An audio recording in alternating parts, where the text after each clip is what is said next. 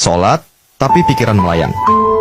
Begini jawaban Rasulullah yang menggetarkan hati. Pada suatu majelis Rasulullah, suasana terasa begitu tenang. Para sahabat duduk melingkar menyimak setiap perkataan beliau dengan penuh perhatian. Namun, di antara mereka, ada seorang sahabat yang tampak gelisah. Jemarinya saling menggenggam, matanya menunduk, dan napasnya terasa berat. Setelah beberapa saat ragu, ia akhirnya mengangkat wajah dan berkata dengan suara lirih, "Wahai Rasulullah, aku ingin bertanya, tetapi aku khawatir pertanyaanku ini akan membuatku semakin malu di hadapan Allah." Rasulullah pun tersenyum lembut, menatapnya penuh kasih sayang. "Katakanlah, wahai saudaraku, tidak ada pertanyaan yang membuat seseorang hina jika ia bertanya untuk mencari kebaikan." Sahabat itu menarik napas dalam, matanya mulai berkaca-kaca. "Wahai Rasulullah, aku merasa salatku sering tidak khusyuk. Kadang aku mengingat urusan dunia, kadang pikiranku melayang entah kemana. Aku takut salatku tidak diterima oleh Allah. Apakah dengan salat seperti itu, aku tetap mendapatkan pahala?" Suasana majelis seketika menjadi hening.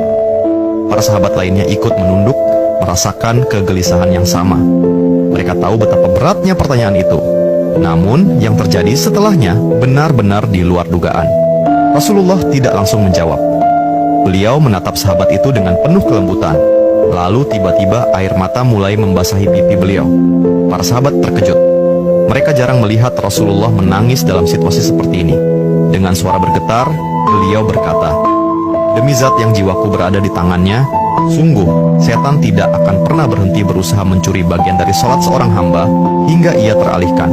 Tetapi ketahuilah, Allah tetap melihat usahamu." Rasulullah menarik napas dalam, lalu melanjutkan, "Wahai saudaraku, jika engkau meninggalkan salat hanya karena takut tidak khusyuk, maka setan akan menang. Tetapi jika engkau tetap berusaha salat meski pikiranmu teralihkan, ketahuilah bahwa setiap kali engkau berusaha kembali kepada Allah dalam salatmu, saat itulah Allah menyambutmu." Mendengar itu, sahabat tersebut tak mampu menahan tangis. Begitu pula para sahabat lainnya.